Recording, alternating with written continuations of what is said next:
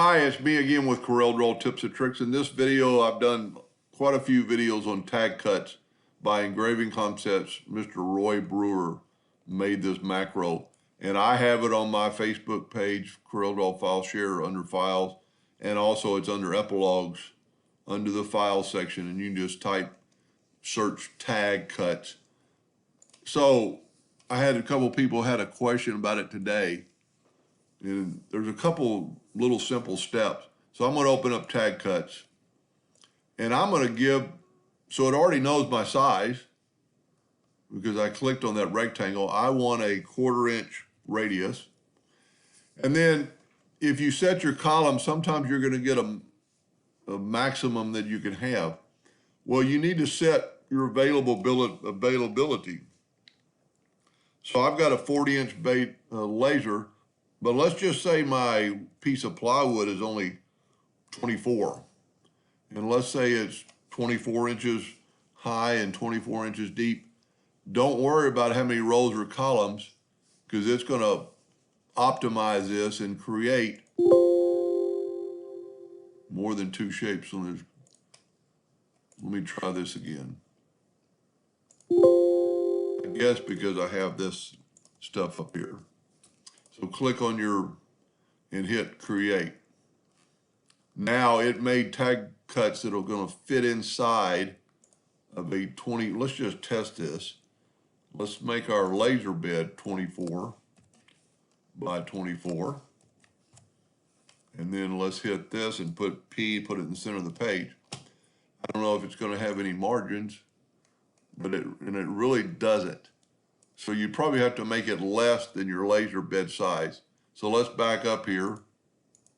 I don't ever make that many tags, but let's select this item and let's go to tag cuts, and we're going to have to put back in the 0.25, and then we're going to tell it our laser is only, let's go 23 by 23.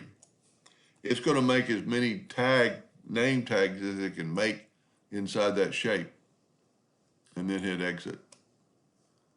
Of course, I didn't change my page is 40 by 28, so let's go 24 by 24 if that was the size of your plywood, and then take this and hit P.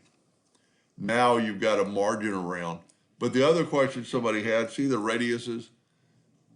You have to, if you want to look at this, you have to go to Object and ungroup this.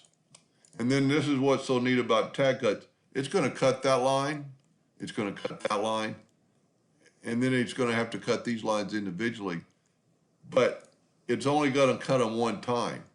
And then it actually goes and cuts out these little diamond shapes like later or before. I don't know what order it's going to cut it in. We can always test that. Let's put everything back and let's select the line and then just hit your tab key. And then it's going to cut that one.